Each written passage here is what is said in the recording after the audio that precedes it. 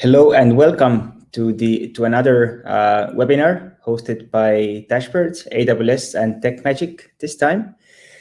Really glad to be here. There will be 3 talks given today. First one will be Dennis from AWS, and the second one will be Artyom from TechMagic.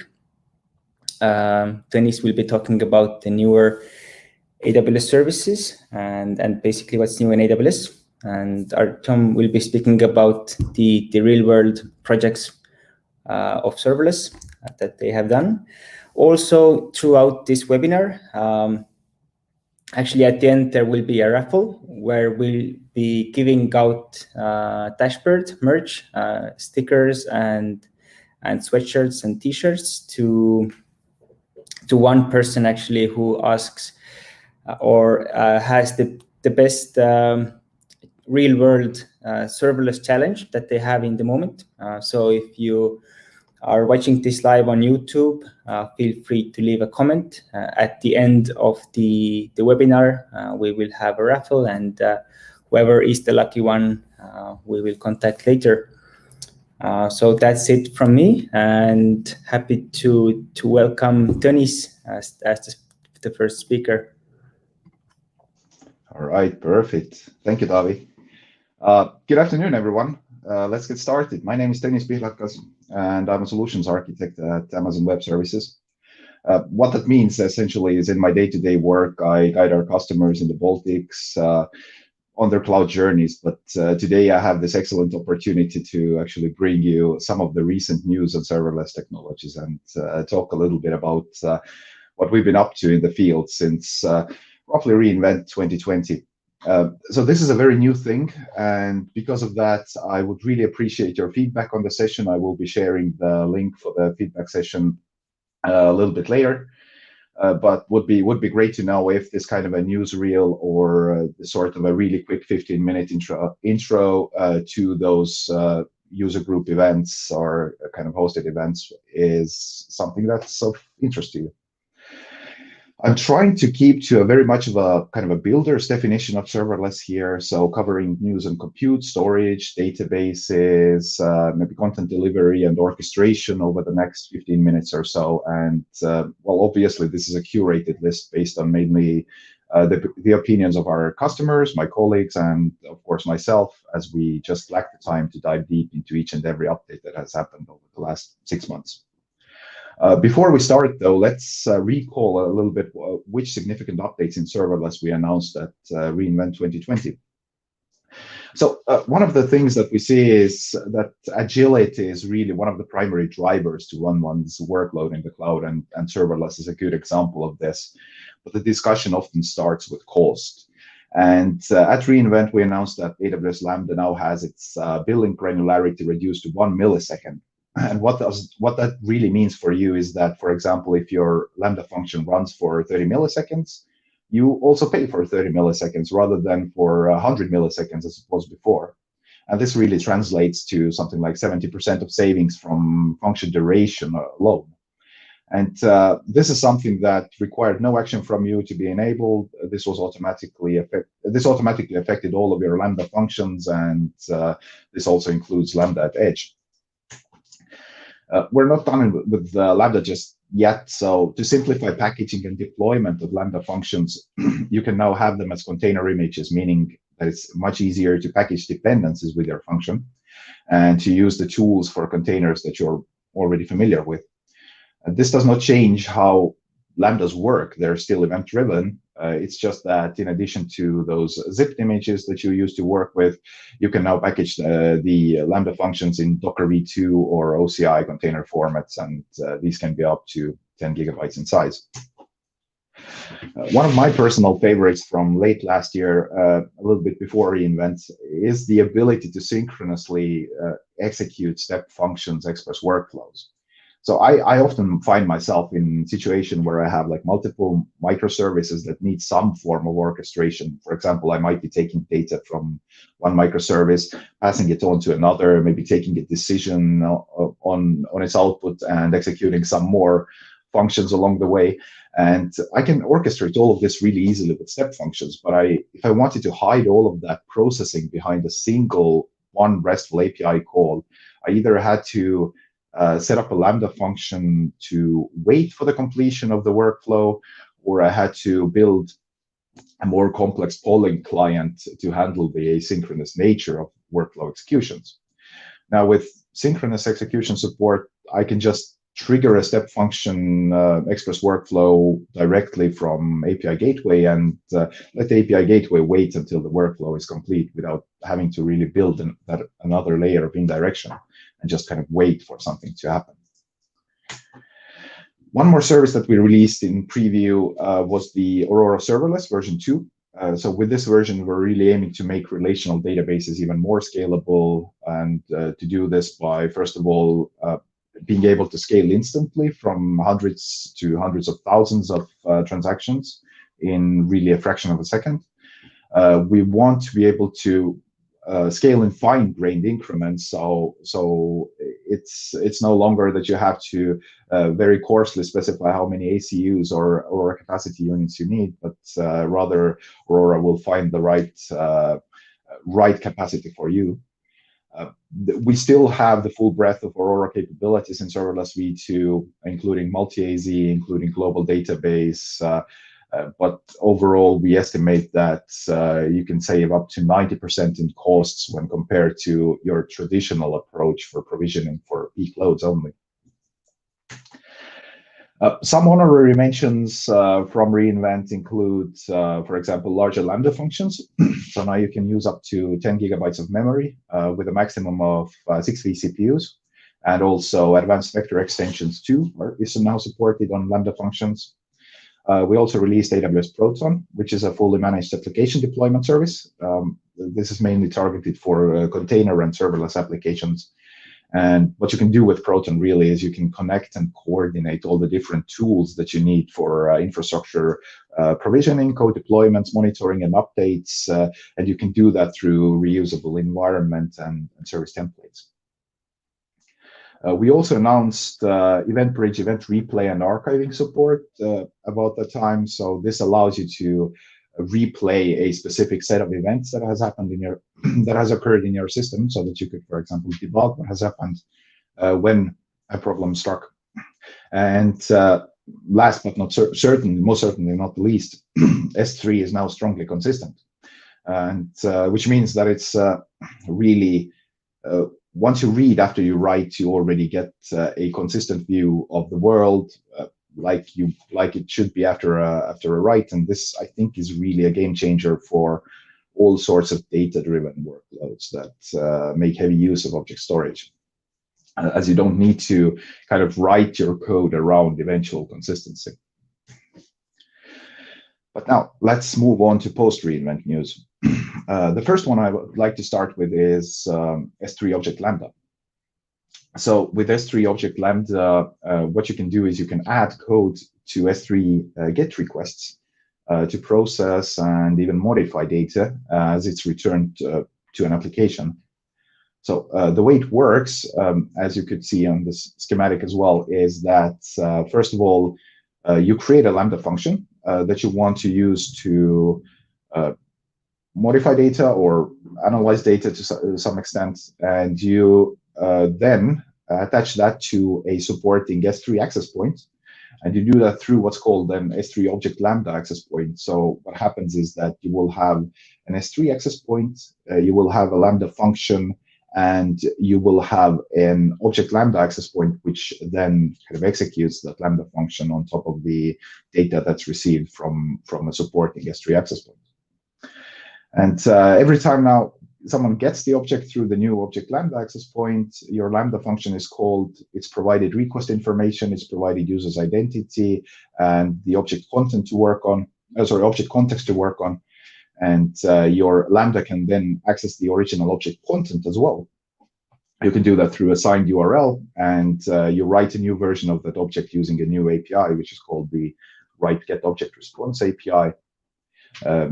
You write that back, and then the client will receive that modified content.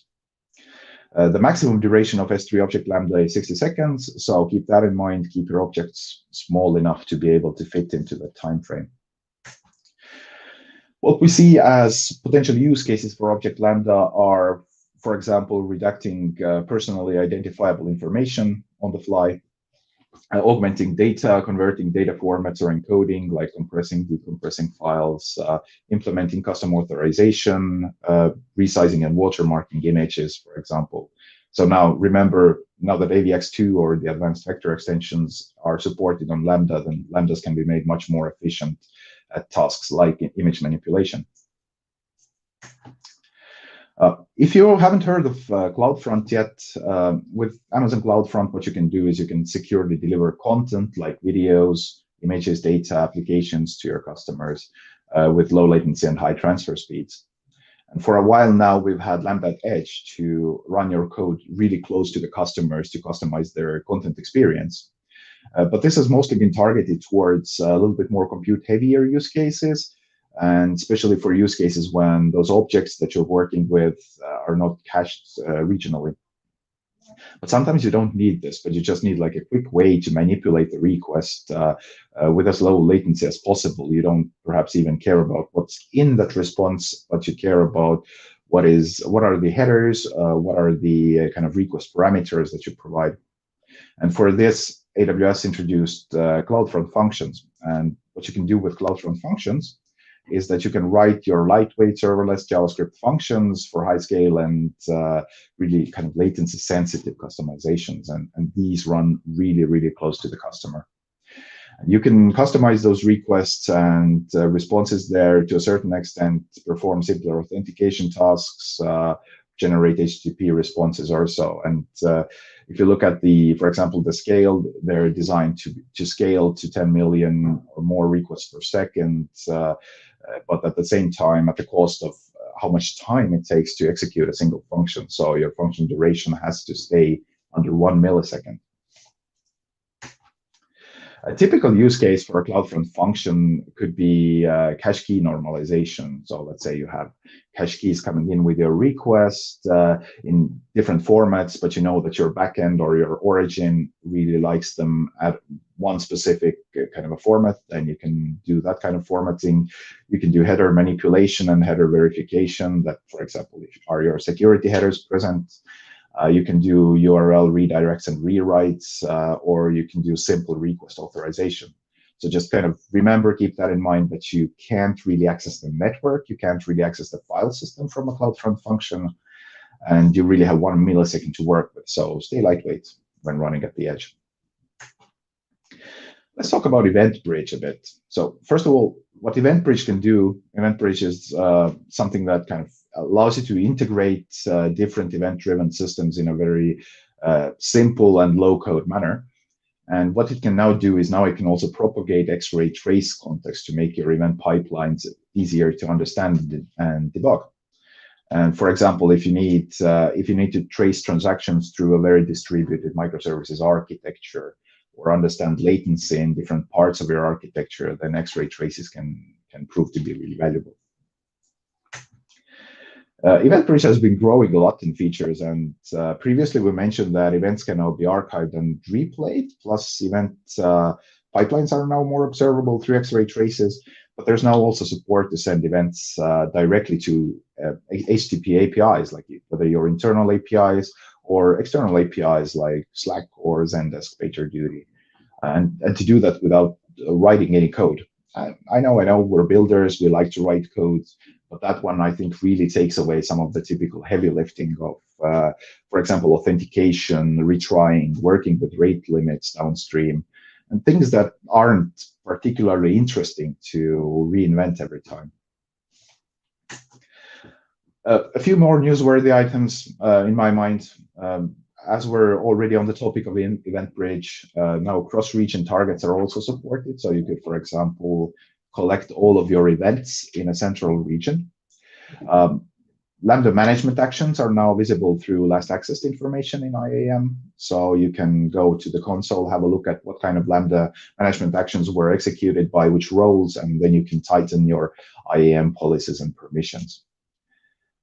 One interesting feature in my mind, at least, is the integration from PostgreSQL to Lambda. So previously, you know that you can use Lambda and you can access PostgreSQL from Lambda, but now you can also do the other way around. You can invoke Lambda functions via stored procedures or user-defined functions. And I'm really eager to see what you can come up with this feature. And finally, to touch upon education a little bit, there is a new 3-day intermediate instructor-led course available on AWS Training on developing serverless solutions on AWS. So have a look at if this is something that's of interest to you. And there are, of course, many other courses available on AWS Training. Speaking of self-improvement, I would really like to invite you all to participate in the AWS Summit online for EMEA. That will be held virtually on June 9th and 10th this year. The 9th of June is called Builders Day, which is targeted towards technologists, builders. We cover the hottest topics in cloud computing. We'll have deep dives into the latest AWS products and services. So if you feel that maybe 15 minutes doesn't quite cut it, then join us on the Builders Day and let's have a deeper and a more thorough look into new products and services. The 10th of June is what we call the Innovation Day. So this is for leaders who are looking for inspiration, who are looking for knowledge and ideas to accelerate their business growth. And really, you don't have to choose. Explore the content, find what you like and what's most interesting to you, and join us on the summit. Finally, I would kindly ask you to fill the satisfaction survey for this newsreel. We'll be putting the link into the chat as well. This is the first time I've tried it out, so really appreciate your feedback and to know if this session was of any use to you. But with this, I would like to thank you for tuning in and hand it over to our next presenter, Artyom from TechMagic. Awesome. Thank you so much, Artyom. I believe it's your turn.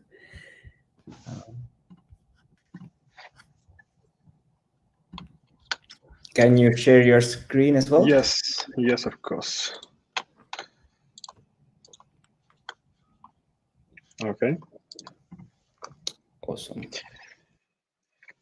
So hello, everyone. My name is Artyom or Artem Arkhipov.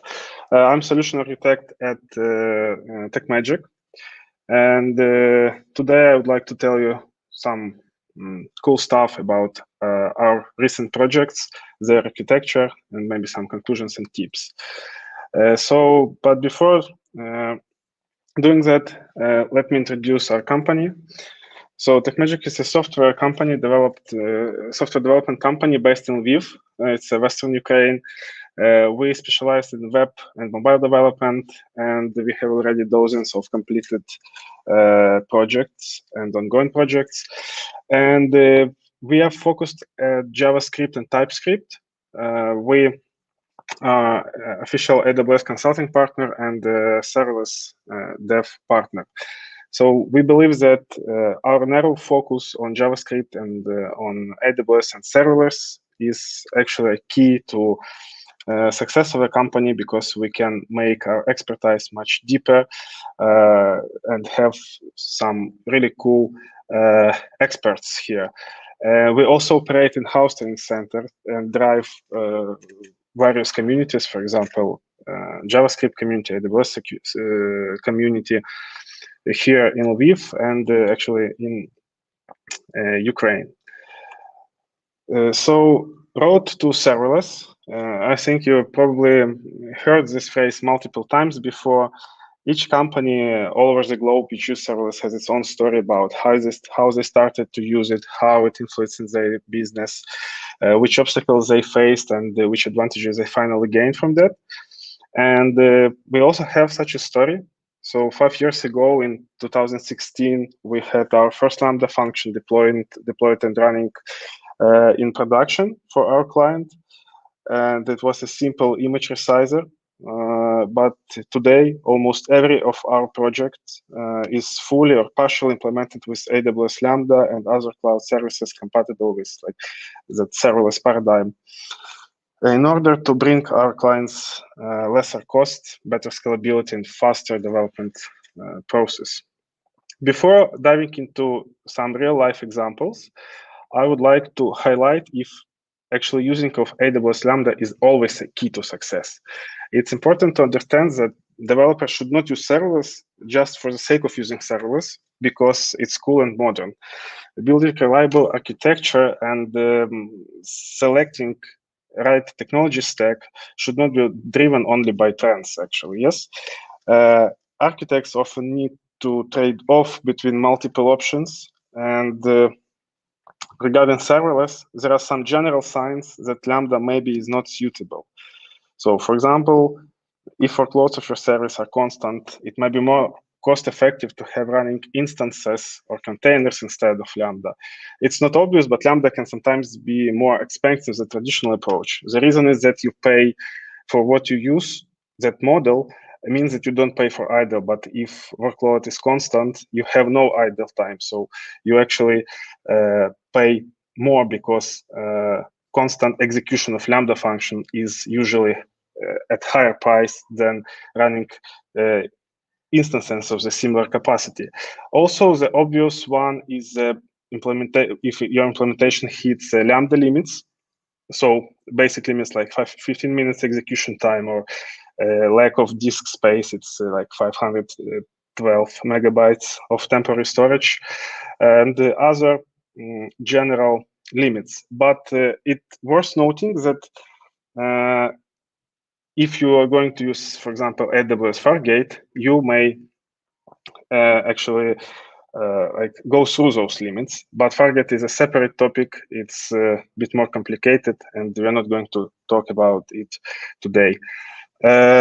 Or application utilizes incompatible executables or some operation system dependent services like Microsoft Windows services or some other stuff. You will not be able to run it inside of Lambda, but it's very important point that it is possible to run any arbitrary binaries inside of Lambda environment if that binary has been compiled in Amazon Linux environment. And we will have such examples today. So to sum up, serverless is not always the best option. However, I believe that every project always has one or at least one or few features to run in Lambda. And the very first step, I think, which is cool if you're like moving to serverless, if you have existing projects, for example, you don't need to think about how should I move the whole service, whole project to the serverless environment, move it to Lambda. You may start from decreasing load to main services by running it makes sense to run background jobs like media processing or creating archives into separate Lambda function because it will reduce the general load on your instances and gives you possibility to reconsider its capacity, switch to smaller options, and in the end significantly reduce the final amount in the bill. Same is reasonable for cron jobs. This case is very similar. For example, there is no need to handle daily report generating or other jobs on your virtual machines. Instead, create CloudWatch rules that will trigger desired Lambda function on a schedule. And such approach also give you much more scalability because since each execution, each Lambda runs its separate stateless container, you may run dozens of jobs simultaneously and independently from your system. And another kind of tasks are some CPU-intensive tasks. Very often, applications include functionality requiring noticeably more computing power, even if that feature is used infrequently. For example, executing FFmpeg for some advanced media processing, like cropping videos or putting watermarks on the videos, yep. Or let's say running headless Chrome browser inside of Lambda, yep. That is true, you can run headless Chrome inside of Lambda function, because as I already said, any arbitrary binaries can be executed if they were compiled in Amazon Linux environment. And of course, they are not outside of general Lambda constraints, which we mentioned before. Okay, let's go to our first example. So it's a real-life example. It's implementation of identity verification feature for one Australian startup. So they provide a CRM platform for businesses, primarily from financial and sales domains. And each customer, user, or any other person who interacts with that platform, even once, they all need to have a verified account. And in order to verify the account, person should send a photo of his ID, record short video in the web application where he or she turns his or her head in some specified direction. And then all those things gets verified manually. So face similarity between ID and the guy on the video, documents check, head movement, and some other checks. In our new solution, most of the checks are done automatically, and only last activation step is approved by a human. It's not included on this diagram.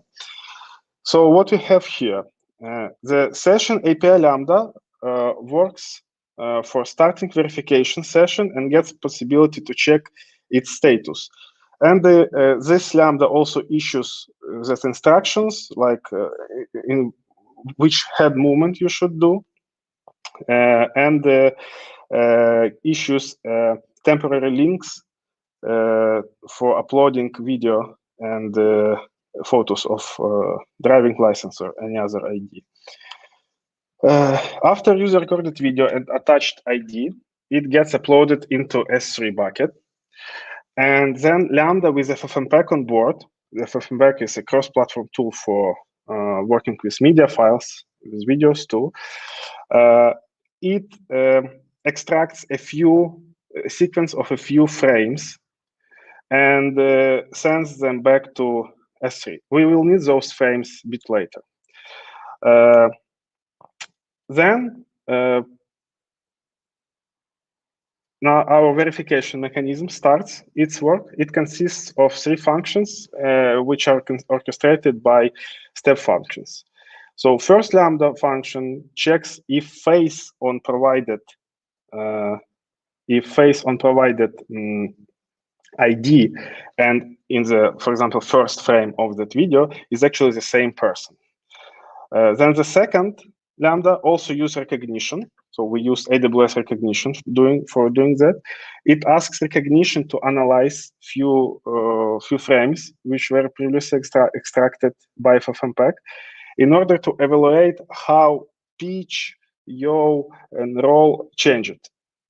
And it checks if actually it suits the direction which was initially specified.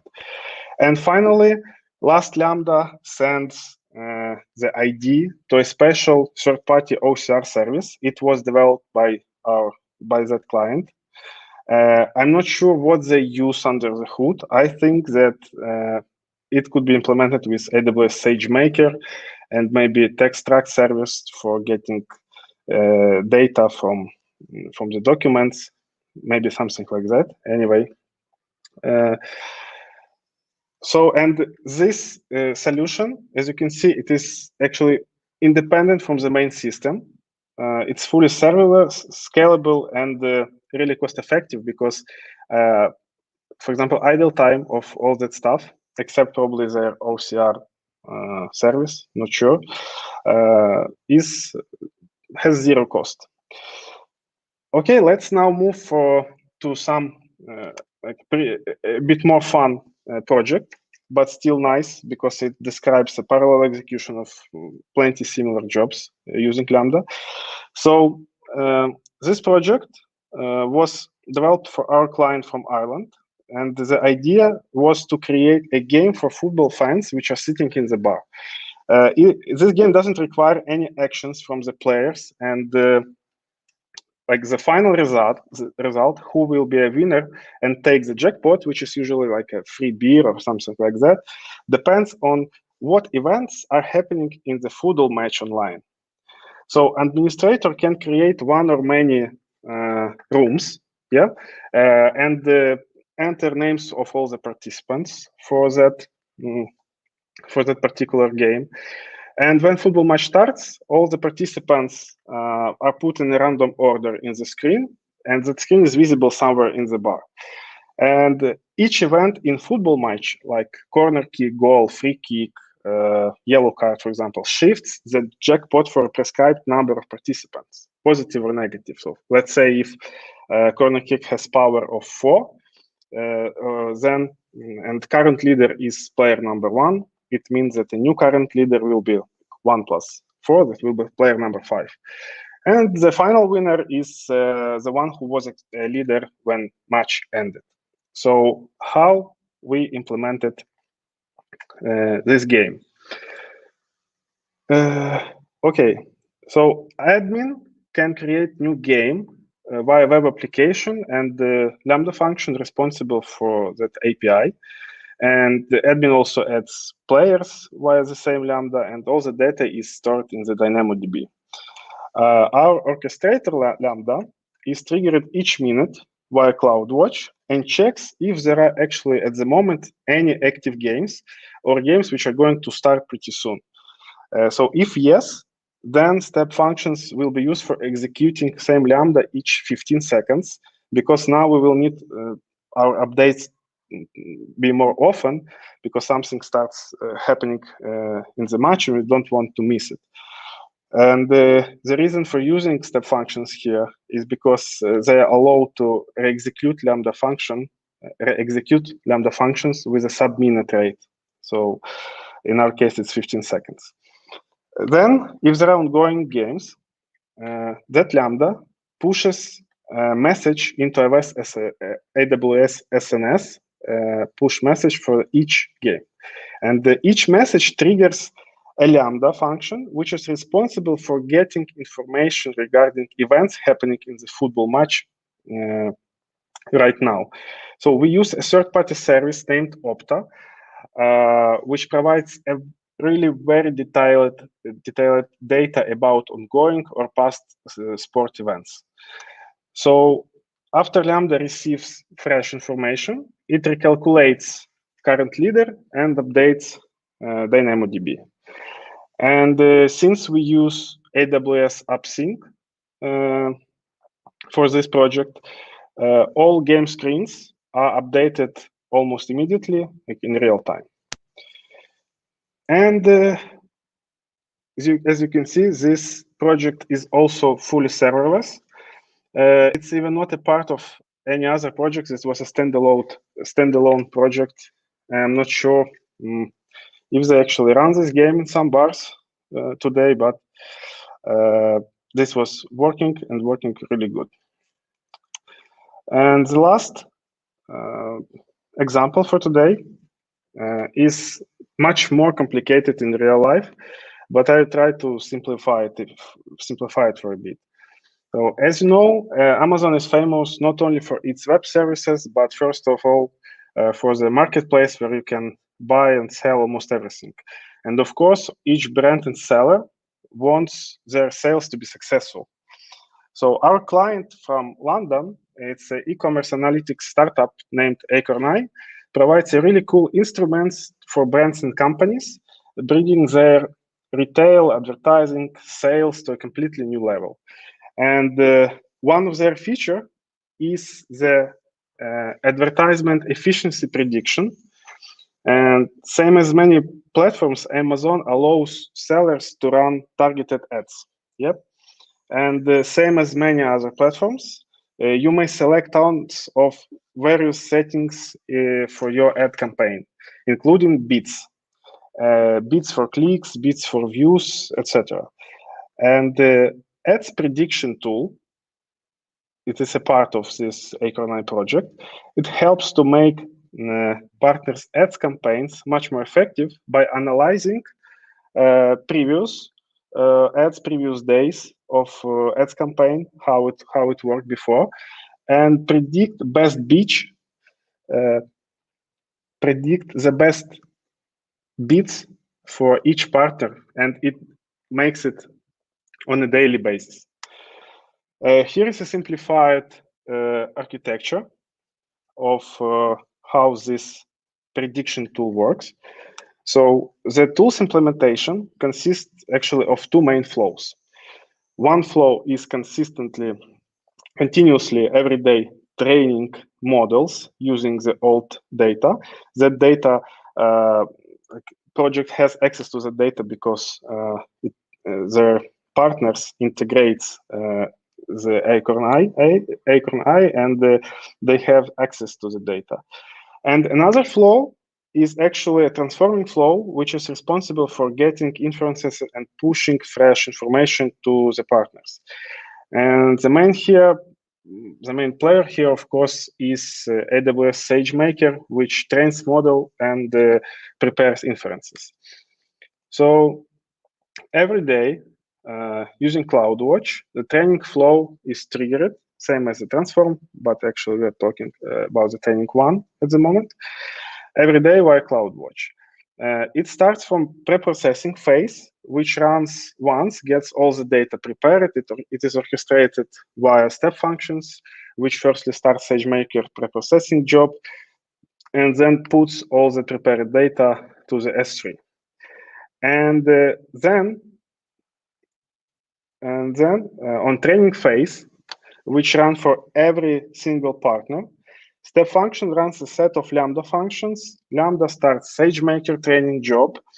Actually, jobs are processed using ECS, so containers are used there under the hood.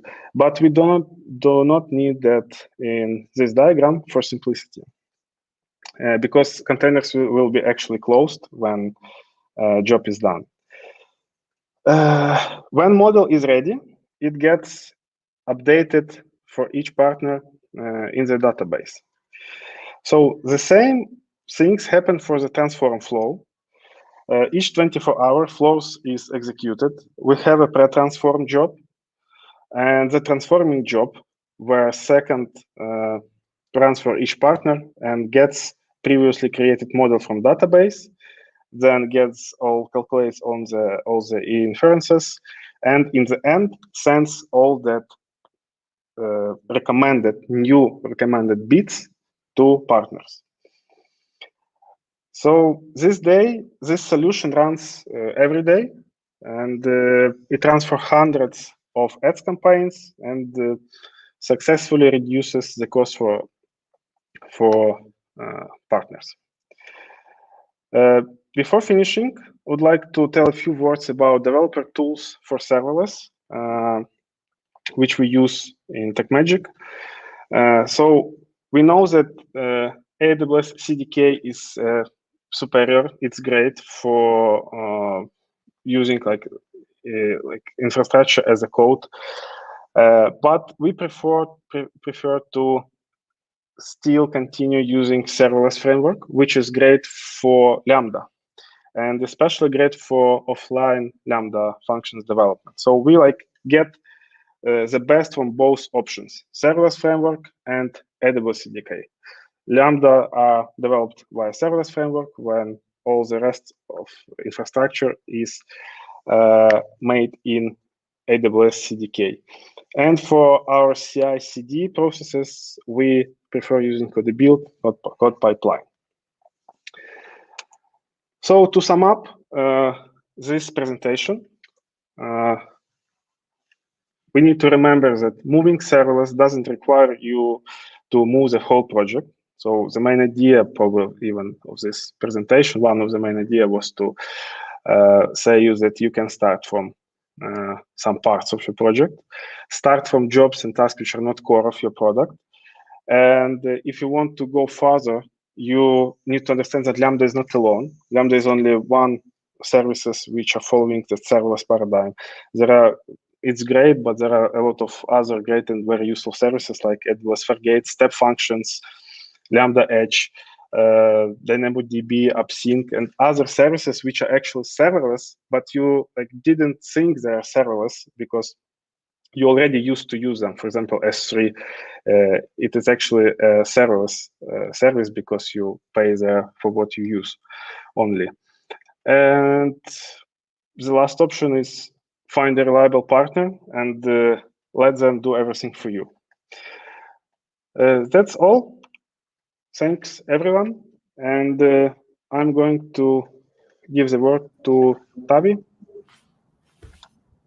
Thank you so much, Artyom. Really enjoyed your talk. And here's to the last one, which is me.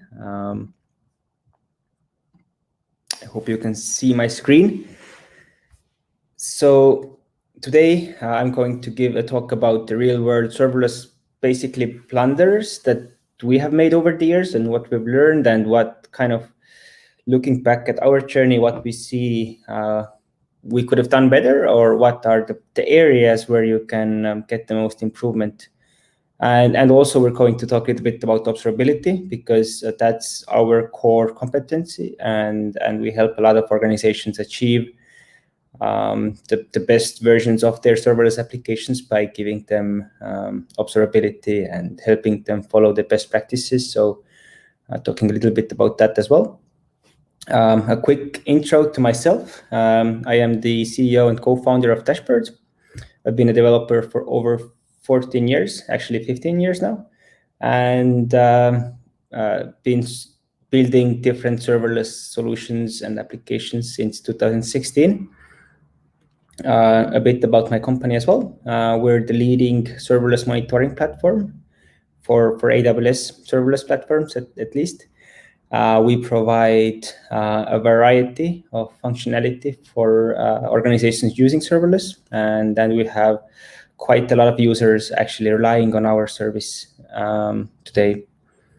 So this talk, learnings from building the Dashbird platform, which obviously is completely serverless. I won't go too deep into really fine-grained details, but I will talk a bit about what we use and what we see works and things like that. And then we'll also the last part of this talk will be about kind of observability and monitoring alarms and following best practices for medium to large scale to even small serverless applications. So let's jump right in. This is a part of our application or our system. It's not the entire system, but as you can see, we use a lot of different services. We basically use the entire spectrum of the serverless offering, and there's obviously a lot of complexity, a lot of load. We handle terabytes of logs every day, and have to ingest it and then present it to the customer in basically real time across tens of thousands of AWS accounts, which is obviously quite an interesting challenge. So as I said, and as you all know, most well-built serverless applications don't just use aren't just, the majority isn't just compute, but it's a variety of different single-purpose managed services. And before you start to build anything, or if you're in the middle of building or solving different problems with your application, then I strongly believe that the first thing you should do is really kind of do some research on what is out there, because the most important muscle for us has been getting really good at piecing the right services together and having awareness of what services to choose. There's a lot of updates also, as Dennis showed us today. So being current with the latest updates and really kind of spending more time that is maybe intuitively that you feel you should on the design part, because this is really where you can make the biggest difference in our experience historically. So Dashbird isn't the first serverless application we have built. We've built stuff before, but even with Dashbird, we've made mistakes with like choosing the wrong database. Like we were using MongoDB for metrics for a long time, using choosing between relational databases and like DocumentDB or DynamoDB, overusing compute, not using step functions. So those are actually choices that you make early on that down the line can cause a lot of problems and overhead and the need to go back and rewrite. So really what we recommend is doing a lot of research and identifying tools, and the other part of that is actually looking at your service that you're building and trying to understand what are the requirements for it as early as possible, and really writing them down and see if they fit with the services that you are using. So what should the latency of what you're building be? What's the appropriate data store for it? How do you want customers to access that? Is it an API call that they are doing? And should it go through API gateway perhaps, or should it go through like application load balancer? Also cost. So we have made mistakes of choosing a service that actually costs a lot at scale. So when you first use it for something small, you don't really understand the cost maybe, and at scale you have to basically rewrite something, or you're going to have a budget issue. Scalability as well, and also another thing, that will the operational overhead increase at scale? So when you're evaluating different services, be aware of the scale, and also how would you kind of support that piece of software later down the line? Like, can you monitor it? Can you easily troubleshoot it to understand what's going on? And really like map out the risks.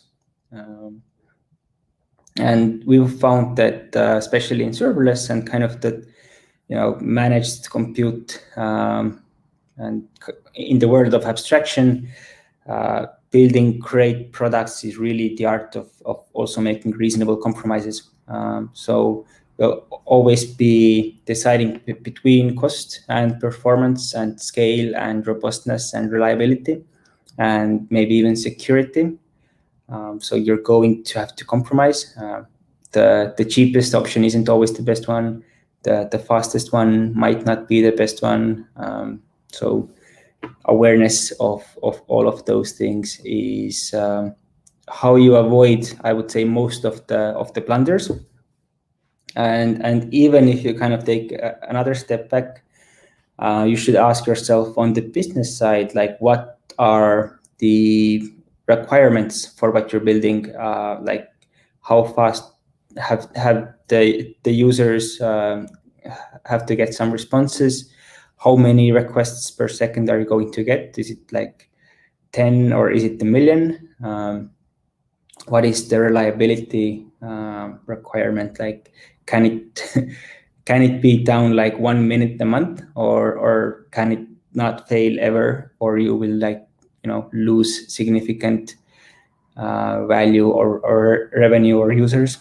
And also another factor is how fast do we need it? Obviously, as soon as possible, always, but knowing kind of if you need to optimize for the how fast you need to build it versus the quality of it can also impact decisions you make in selecting tools, and also the budget, obviously. So different data stores cost different amounts of money. Like tools like different computes, different like API services, storage. So factor that in always. So what we've seen, kind of, I think in our case, we haven't made those mistakes, but what we see in the market is kind of the companies that are just adopting serverless or getting to know it. We see that like a large part of serverless is it being event-driven, being asynchronous, and basically really decoupled. So this is one of the architectural patterns we see developers kind of not following early on, or it takes some time to get used to being event-driven, basically. The second one is orchestration and people trying to do as much as possible in the functions, in the code, not using step functions or other workflow orchestration tools. Overall, as a trend that we're seeing is that the importance of compute is decreasing. So you can actually swap out a lot of custom code with different services and components and parts, whether inside of AWS or third-party tools. And also, don't build what you can steal or borrow. So there's the serverless application repository. A good rule of thumb or a good way of thinking about this is that the only thing your development team should be focusing on, like 80% of their time, is the differentiating business logic. So what really makes your company special? What's the edge that you have over the competition? So the more you can focus on this, the better, which means, reuse all of the components in AWS, look at what the application repository has and what has already been open sourced, has been built, use the examples, whatever. And also what we see is that there's, with serverless especially, there is the developer workflow where organizations have shortcomings. So it's hard to test locally in some cases, and the operational tooling, like understanding the way your service is being consumed, can be a bit difficult. So this is another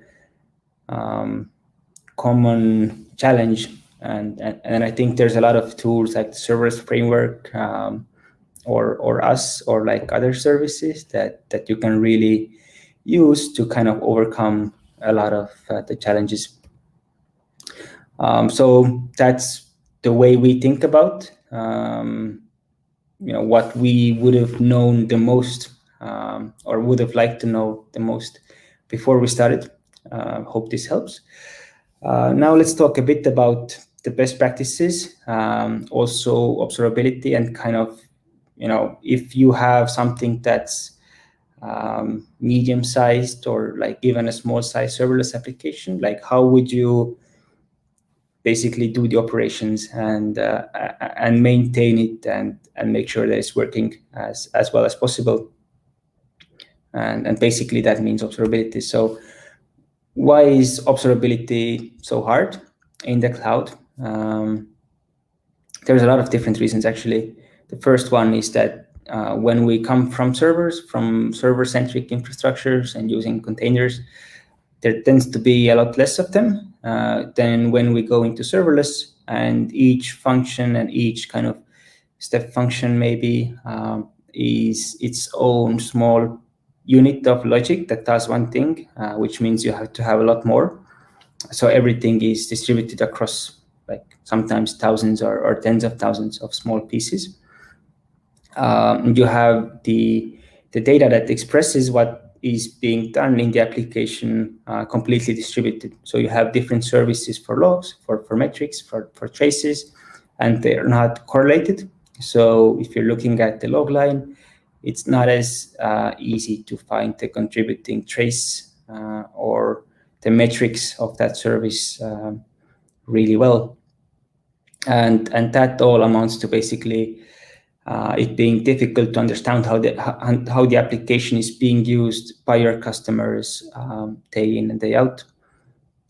Also, it kind of contributes to your developers wasting time troubleshooting and digging through data, and failures become hard to notice and monitor for which is what happened at my previous company a lot. We were struggling with it, part of the reason why Dashbird was born.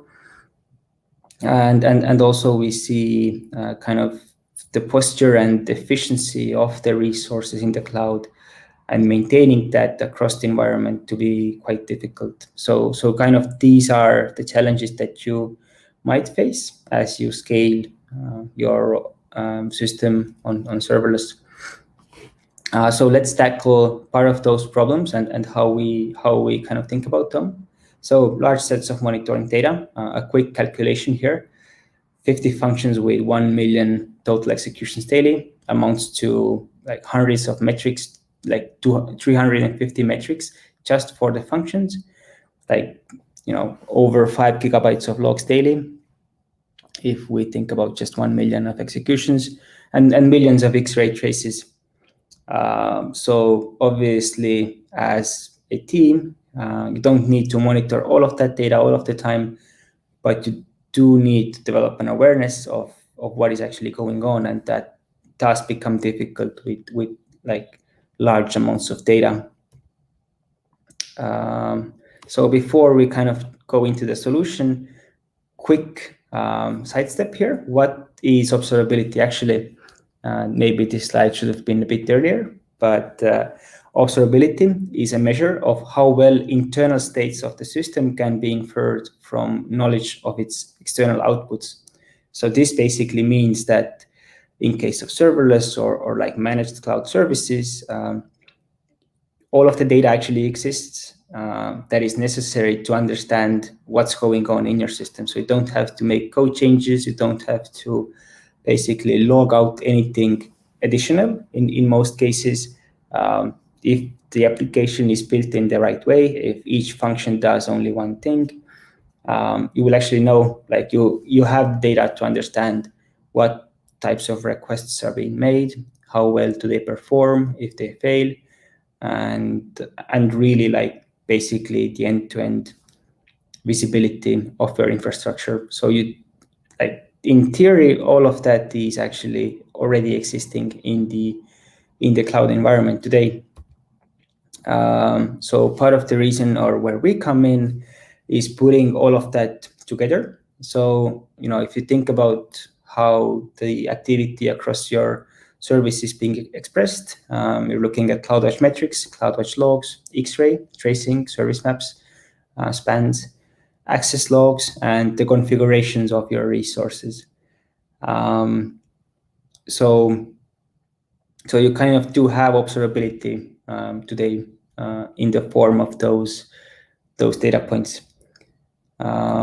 But the difficult thing is that it's not as easy to actually interrogate.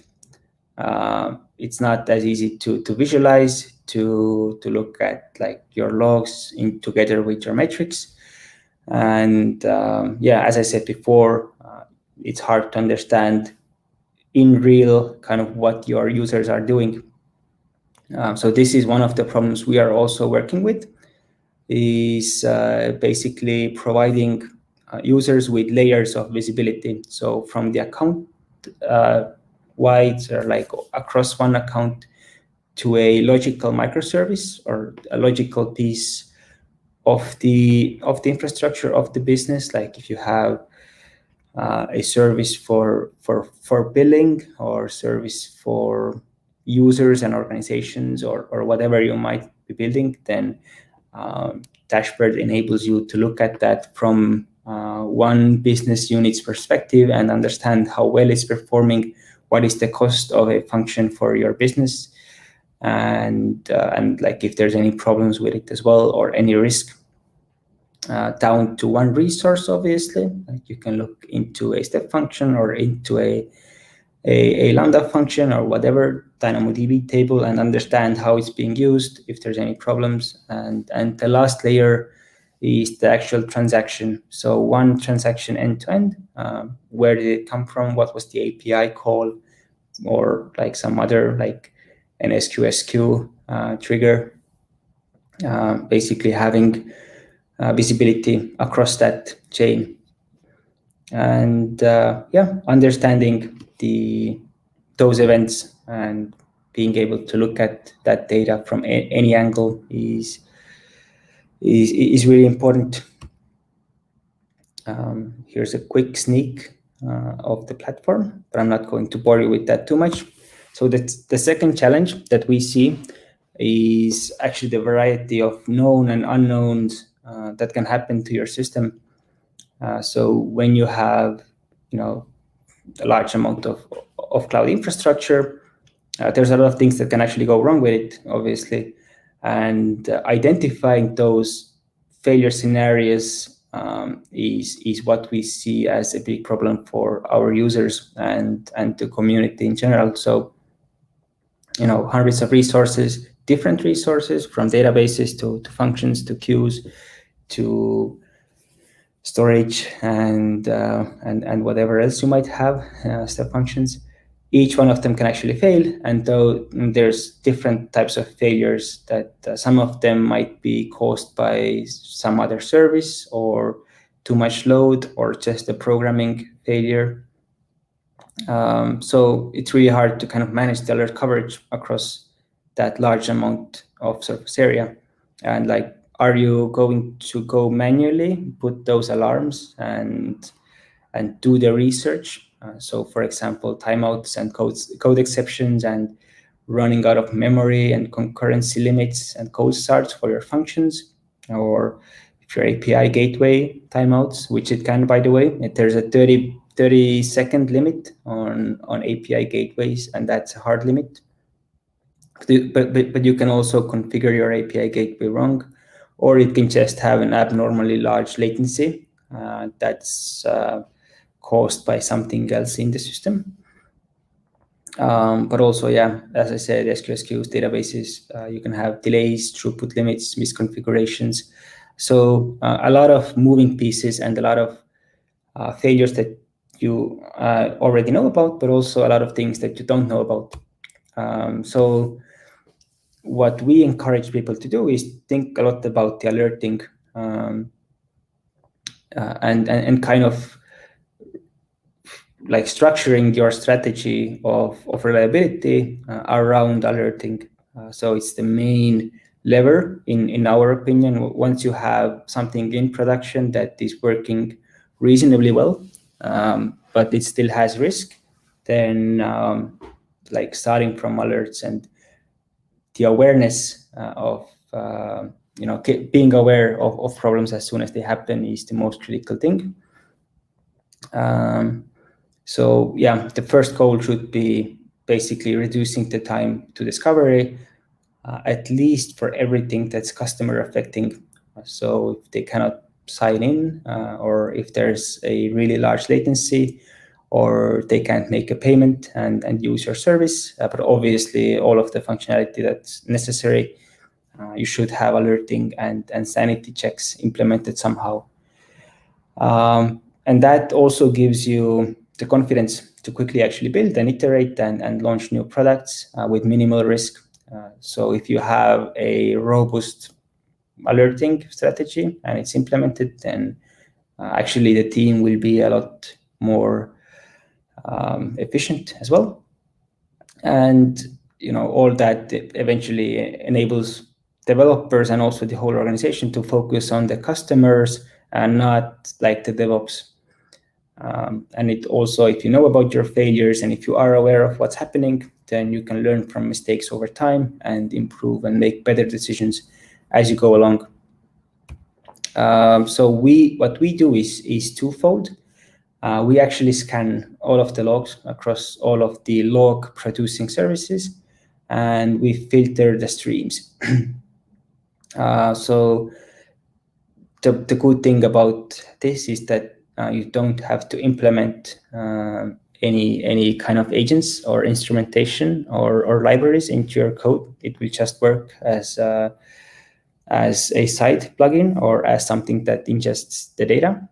And it actually detects everything from any code exception to a Lambda specific failure like a timeout or a configuration issue or running out of memory. And then it connects that also to the Xray trace. So you can actually see what was the contributing factor that caused the timeout perhaps, or what was the payload of the request that actually caused your function to fail. But it also enables you to track other events that are critical to you and you might want to know about, which there's really no limit there. The other part that we do as alerting, and it's really important, is the metrics part. So, which is like the classical monitoring, I would say. You should be monitoring your API latency for at least the customer-facing metrics, the failure rates, and overall the health of your service, and have alarms for all of those. And yeah, like if we go back to the slide where it said 350 metrics for 50 functions, obviously there's no need to cover all of those with alarms, but you should cover the ones that you care about, and then you should be aware of like when the latency goes higher, or if you start getting more failures. Also, the cost or monitoring the cost is reasonably important depending on what you're building and how high the risk is as well. Like, are you in the risk of getting a $10,000 bill instead of a $200 bill in the month? So you should be thinking about that if it is relevant. And obviously, we do it as an organization and as a product, but if you're not using us, you should find a way to do it programmatically, which means not going into CloudWatch and doing it manually for each metric, and you should centralize it as well. So if you're not using us, maybe PagerDuty or Opsgenie, the idea is to have a central place where everything gets collected into, and it is integrated into the workflow of your service or your engineering organization. Again, here you can see how we do it. There's all sorts of different events called automatically. We have over 100 different metrics checks, and I think over 30 log filters that we apply that cover most of the events that you can think of. And if it doesn't, then feel free to reach out. And now there's the third challenge, which is basically being well architected, which means security, cost, reliability, and operational excellence, and all of those good things. So a lot of our customers, when we started actually talking to them about this, we're using third-party consultancies that audited their systems annually, perhaps, or every 6 months, or there were like teams that, like in bigger organizations, basically continuously looking at the efficiency and the security of the infrastructure. In serverless, it's a pretty difficult problem as well, because there's like a lot of surface area and there's a lot of complexity, and the best practices don't always apply to all of the systems. And there's like basically thousands of things that you can check about your infrastructure, starting from like, really high risk security incidents or security violations to like, are you tagging your resources, or are the naming conventions correct across the system? So yeah, I would, as the first thing, recommend the well-architected framework and the serverless lens that comes with it as well. There's a well-architected serverless lens. It has a huge amount of knowledge on how to think about being performant and how to evaluate systems. And it's a lot of words. It's a long white paper, and it takes a lot to work through. But if you do it, I promise you, it will have a positive impact on the state of your infrastructure and the reliability of your system. But there's also tons of knowledge actually in the community. There's Chitter, and there's different presentations that you can find online, and there's YouTube videos. The problem that we've seen is that it's relatively hard to enforce and it's hard to transfer knowledge across teams. So if you know what the best practices for, I don't know, like provisioning a Lambda function and like provisioning a serverless project doesn't mean that the other developers in your team know that. So transferring that knowledge across the teams is also a significant challenge. So other than the well-architected framework, there is also the well-architected labs. Link in the slides, which will be shared later, and also you can see it. This is a collection of walkthroughs where you can basically train yourself, follow tutorials, and like get better at being well architected and making the right decisions. So yeah, what we've seen as the common stuff, people abandoning resources, and then they are being used for an attack. So if you have an old function that has outdated libraries included in the system or in the function that have a vulnerability, then that has been exploited a lot. Maybe the function has too broad IAM permissions as well, which enable the attacker to do a lot of interesting things in your system. There's also like significant amount of waste in some applications, like you have too much memory for your functions, or you've over provisioned a DynamoDB, which is not on demand. You haven't backed up your databases, things like that. You're not encrypting your API gateways. Or another thing is that you don't have backwards visibility into your APIs, perhaps, or some other services as well. So like configuration mistakes kind of that you should have enabled for at least the critical resources. And obviously tagging as well. People aren't tagging their resources, which maybe isn't a big mistake, but it happens a lot. And if you do it, you will have certain benefits. So to drive the point home, this is also something that we do. We started doing this like 2 months ago, and it's relatively been welcomed quite well in the community. So we have I think 80 rules that we continuously check across the infrastructure and evaluate your system for, and also we provide walkthroughs and step-by-step instructions to basically fix whatever that we find, and explain why this is a bad thing that we are recommending you to fix. So to recap, to get observability, to have excellence in the way you're building applications, we see there's a threefold approach. Observability, detecting failures and alert coverage that's automated and abstracted, and managing the posture and security and conforming to the best practices, basically.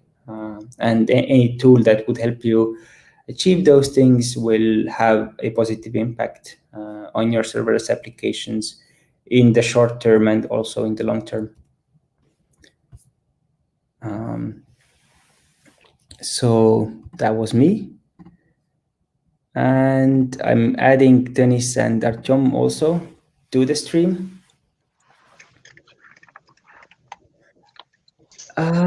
So I think it's a good time to end the raffle as well. There are, I think, 4 or even 5 comments in the description sharing the challenges of serverless. So maybe I would read all of them. If you have something to say about them, feel free to do it, and then let's decide who gets the merge. So Brennan says that the biggest challenge is handling downstream throttling and concurrency limits for AWS transcribe, and they currently have a step function that has a Lambda function for attempting to handle this. I don't know if you have any ideas or anything that you would like to share. So let's solve the challenges as we go along. One thought, a couple of thoughts that came to my mind with regards to this was, yeah, I think step functions. If you use step functions, you use Lambda. It depends a little bit on your setup. I can imagine this is probably a setup where you trigger a step function that kind of takes you through the transcription, kind of a transcription workflow. So the question here is more around like how do we sort of synchronize step functions that are executing in parallel. I mean, this is what I'm reading from the challenge itself. And yeah, I feel like having a Lambda in the middle is probably the way I would go as well. It's just a question of what the Lambda would do. With step functions, one really useful pattern is what's called the callback pattern, which is where you push like a callback token from a step function to another particular function. You can throttle that function. Then let's say you can take the Lambda function, just say, okay, run just one concurrently or two concurrently, and that Lambda function would sort of manage the timing of those transcribed calls and then report back to the step function once, like with the callback token, and then the step functions can then in turn sort of resume. I would also love to plug one of the things which is called the fine-grained rate limit demo. If you can find it in the AWS samples, then this is built by one of my colleagues in the Nordics, and you might get some ideas from there as well. That's a little bit more fine-grained, let's say. Awesome. That I wouldn't even come close to giving an answer like this. So huge thanks. The second is Rashmi. The biggest issue is how AWS Serverless Compute Lambda interacts with on-premise constructs when executing API calls that are external to our public cloud environment. So it's, I guess, a bit hard to answer, not knowing the full context of this. I really like this one because this sort of ties into one of the news items with regards to EventBridge and RESTful API support. So you might want to give that a look. So now EventBridge supports calling external APIs. You might be able to reuse that feature so that it would handle authentication for you, rate limits, everything else, kind of retries, which is really difficult to implement on your own properly. So give that a go. Awesome. So there's also Christopher. The biggest challenge is with Aurora and Postgres and the true serverless behavior in terms of very spiky and unpredictable loads and the cost associated with it. So this sounds like the Aurora Postgres doesn't respond to high loads as well, or not in a cost-efficient way, but I'm not sure. What are your thoughts there, Dennis? From my side, I think it's a good place to think about your use cases a little bit. One of the reasons why we at Amazon moved away from relational databases on these sort of spiky workloads is pretty much that it's really hard to coerce a relational database to scale well. We're really trying to do that now with MySQL support, which is in preview for Postgres.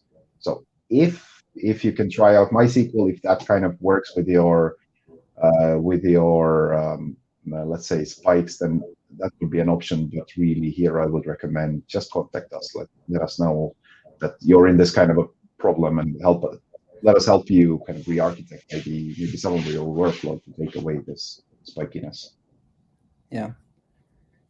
And I think David says that it's difficult to change the developer mentality when moving to serverless. Yeah, I would agree with that. It takes time. Do you have any suggestions?